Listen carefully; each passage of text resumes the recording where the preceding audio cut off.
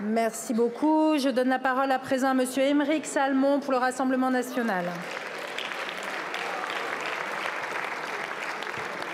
Madame la Présidente, mes chers collègues, ma question s'adresse à Monsieur le ministre de l'Intérieur.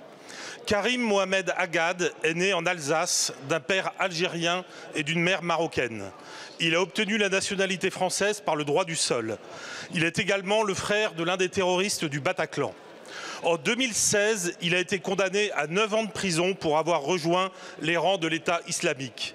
Libéré en 2022 après seulement 6 ans de prison, il a été déchu de la nationalité française par un décret de Mme Borne en novembre 2023. Après 210 jours passés en CRA, il a été assigné à résidence en juin 2024 dans un hôtel dans ma ville de Lure en Haute-Saône. Depuis lors, il y réside aux frais du contribuable français pour un coût de 2 700 € par mois, petit déjeuner compris. Pourtant, il n'est plus français. Pourtant, il a été lourdement condamné. Pourtant, il est fiché S. Et pourtant, il demeure toujours en France. Que faites-vous ?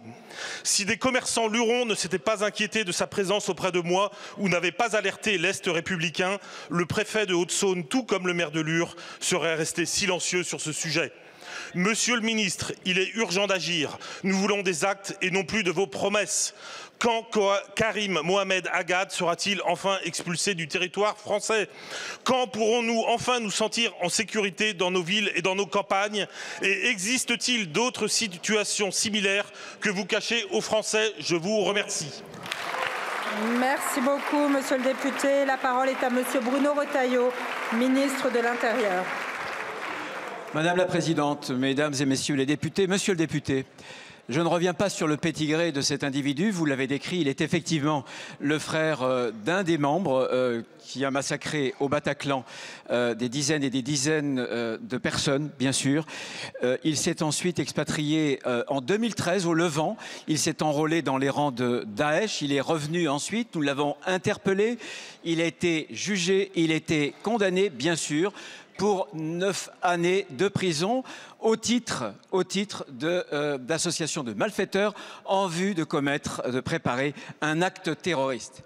9 ans de prison, il n'a fait que 6 années de prison. Pourquoi? Première question que je pose aussi. Ensuite, il a été à juste titre par mon prédécesseur en 2023 déchu de la nationalité française, à juste titre. Ensuite, il a été retenu en CRA, en centre de rétention administrative, où on attendait un laissez-passer consulaire qui n'est jamais venu. Il est sorti de CRA et ensuite il a été assigné à résidence, où il est, je peux vous le dire, sous une très, très étroite surveillance. Ce que je veux ajouter, c'est que par trois reprises, il y a eu des tentatives législatives qui toutes ont été censurées par le Conseil constitutionnel pour des peines de sûreté ou de rétention de sortants de prison dangereux. En 2008, en 2020 et en 2022, où il s'agissait de la loi SILT, et nous avions prévu à l'époque des mesures de rétention, des mesures de sûreté pour ce type d'individus dangereux. Alors voilà, bien entendu, je dénonce cette situation. Le droit, malheureusement, bénéficie trop souvent à des individus dangereux parce qu'il y a une rupture de l'équilibre entre le droit, la protection des libertés et la protection de la société. Monsieur le ministre, merci beaucoup. Merci, monsieur le ministre. Monsieur le député. Monsieur le ministre, encore des paroles, pas d'actes. Cela commence à être terrible. Les Français attendent. J'ai une deuxième question d'ailleurs à poser à votre prédécesseur en fait, mais vous aurez peut-être la réponse.